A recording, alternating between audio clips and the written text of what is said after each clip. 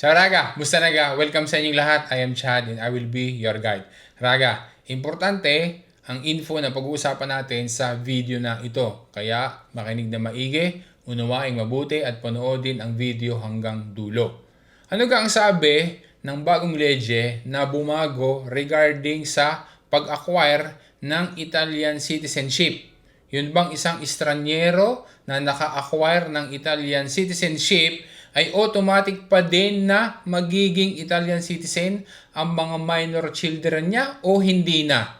Totoo ba na kailangan pa na palilipasin ang 2 years na residensya sa Italia?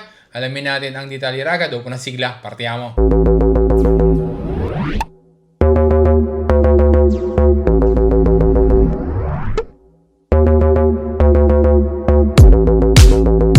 Bago tayo magsimula ay disclaimer muna tayo. Gaya ng sabi nila, it should be noted that the new provisions introduced by Law Number 74 of 2025 are complex to interpret despite subsequent clarifications provided by the Ministerio del Interno in 2 circulars.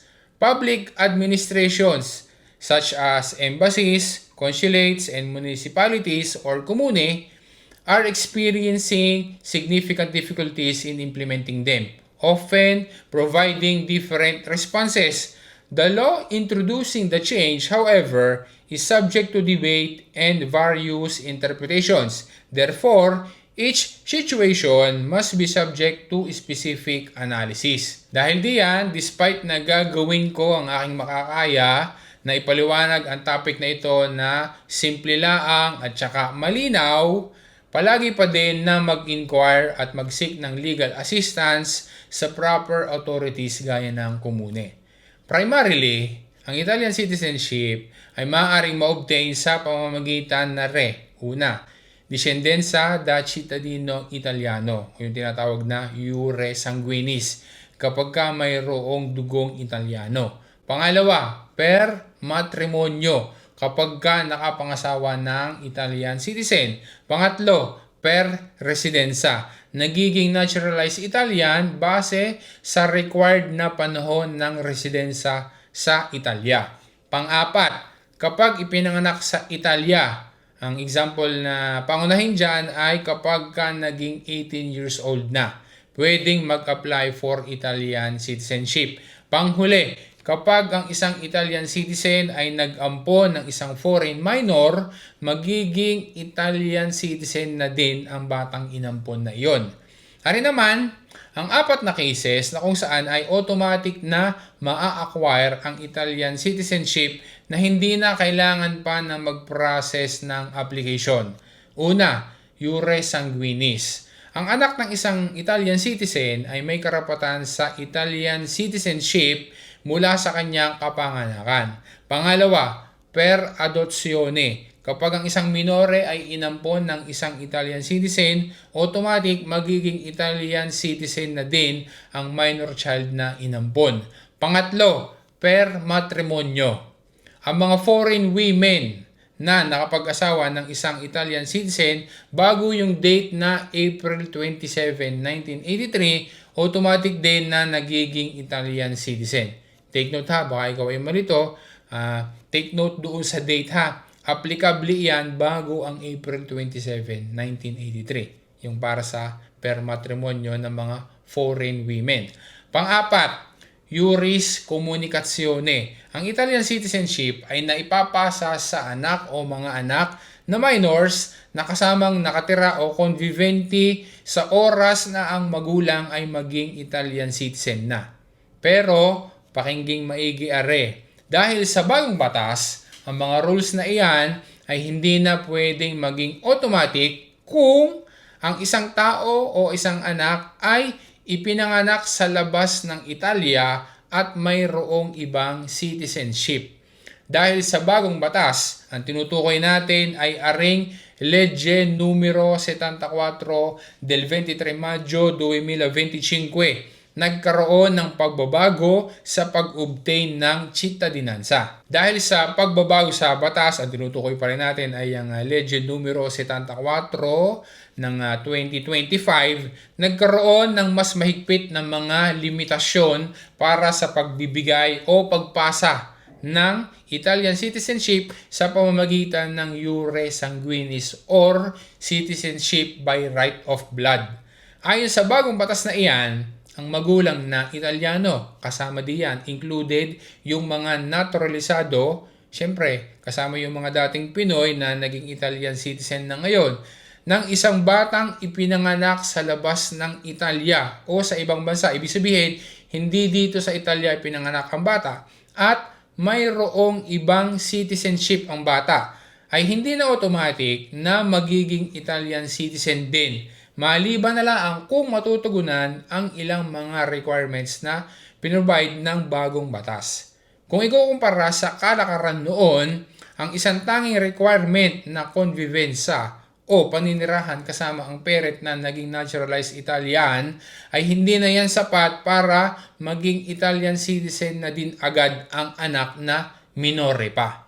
Dahil sa pag-amyenda sa batas, ang tungkol sa Nuovo Artikulo 3 bis, lettera D, naglabas ang Ministero del Interno ng isang sirkulare upang linawin ang tungkol diyan. Ang isang anak na isinilang sa labas ng Italia para siya ay maka-acquire ng Italian citizenship dahil sa magulang na naging naturalized Italian, dapat na mapatunayan ng anak na ang kanyang magulang ay residente sa Italia continuously for at least 2 years after ng juramento ng magulang at bago ang kanyang pagsilang.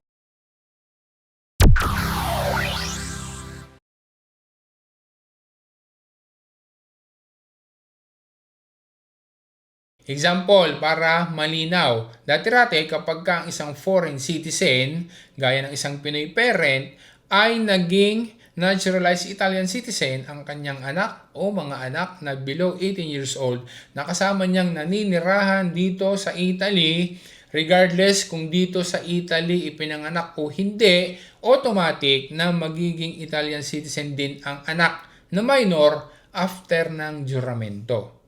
Yan ay noon. Pero dahil sa bagong batas, kapag ang isang foreign citizen, gaya ng isang Pinoy parent, ay naging naturalized Italian citizen, ang anak o mga anak niya na below 18 years old na isinilang sa ibang bansa, halimbawa sa Pilipinas isinilang ang anak, at syempre Pinoy citizen ng anak, kahit pa kasama ng naninirahan ng magulang dito sa Italy, hindi na automatic na magiging Italian citizen ang anak na yun right after ng juramento. Ang mangyayari, mayroon pang additional na requirement na continuously 2 years na residensya dito sa Italy ng magulang at kasamang naninirahan dito ang anak. Kaya mula sa panunumpa ng magulang, after 2 years of residence pa, pwedeng maging Italian citizen ang minor child or children na isinilang sa labas ng Italia at mayroong ibang citizenship. Kaya mayroon ngayong naka-experience ng maging Italian citizen, ang minor na anak na isinilang dito sa Italy ay Italian citizen na din agad, automatic. Samantalang ang minor na anak nasa Pinas isinilang ay hindi pa naging Italian at kailangan pa na maghintay at magkaroon ng continuously 2 years na residensya. Pero panoodin mo hanggang dulo ang video na ito dahil magbibigay tayo ng mga examples mamaya para mas malinaw pa at hindi ka malito o maging mali ang pagkaunawa mo. Paano kung bago pa sumapit ang 2 years na residensya mula sa date ng juramento ng magulang, yung anak ay naging 18 years old na. Naging majorenne na siya, hindi na minorenne. Ang mangyayari, kung gusto niya, ang tinutukoy natin ay yung anak, magpaprocess siya ng application for Italian citizenship bago siya maging 19 years old.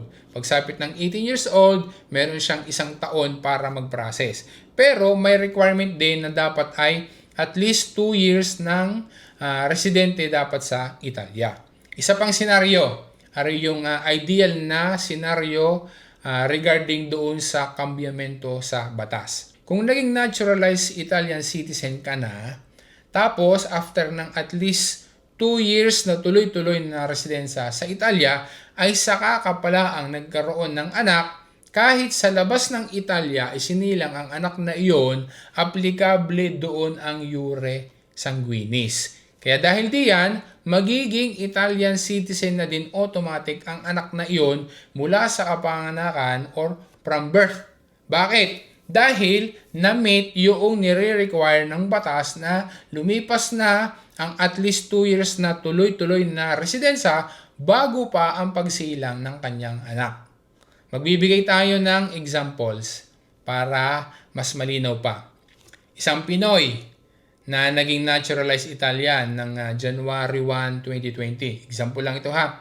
Then, patuloy pa na may residensya sa Italia until January 1, 2022. Hindi 2 years na yung lumipas. Tapos, nagkaroon ng anak na doon sa Pilipinas isinilang ng February 10, 2022. Kapag ganyan, ang anak ay Italian citizen mula sa kapanganakan dahil sa iure sanguinis. Dahil ang parent ay nakompleto na niya yung 2 years na tuloy-tuloy na residensya after na maging Italian citizen siya at bago pa ang kapanganakan ng anak niya. Okay? Example number 2. Isang Pinoy na naging naturalized Italian ng March 1, 2021. Ang anak ay isinilang sa Pilipinas naman ng date na October 10, 2021. Kapag ka naman ganyan, ang anak ay hindi Italian citizen mula sa kanyang pagsilang dahil ang parent ay hindi pa nakukumpleto ang 2 years na residensya after ng kanyang juramento.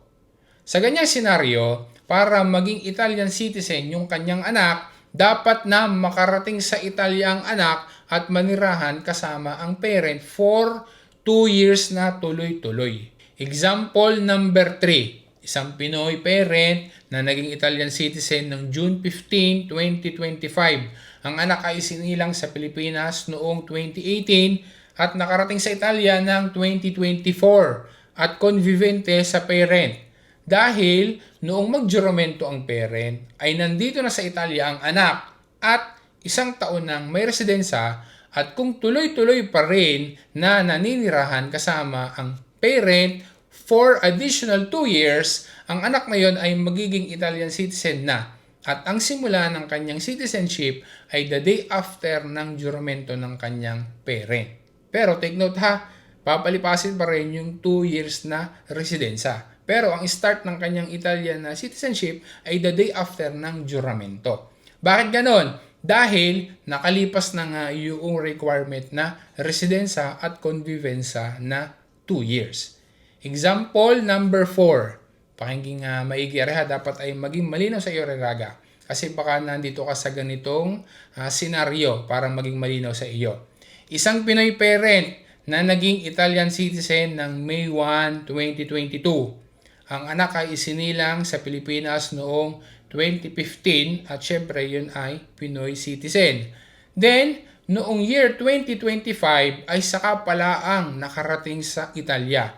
Kapag ganyan ang senaryo, kahit pa minor pa din ang anak na iyon, hindi magiging Italian citizen ng anak kahit pa lumipas ang 2 years na residensya at convivensya. Bakit nagkagayon? Kasi noong panahon na nagjuramento ang parent ay hindi pa nakakarating sa Italia ang anak.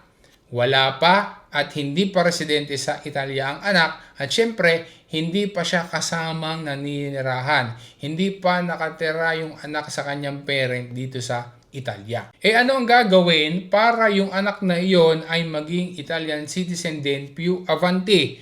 Maaari siyang mag-process o mag-apply ng Italian citizenship pagsapit ng kanyang 18th birthday kapag ka naging majorenne na siya. Ang pwede niyang i-process ay yung sinasabi sa Artikulo 4,1. Usually ay aring letter C ang ginagawa. Kung gusto niya, magpa-process siya ng application for Italian citizenship bago siya mag 19 years old. So pagsapit ng kanyang 18th birthday, within 1 year kailangan makapag-process siya. Pero may requirement din na dapat ay at least 2 years ng residente sa Italia.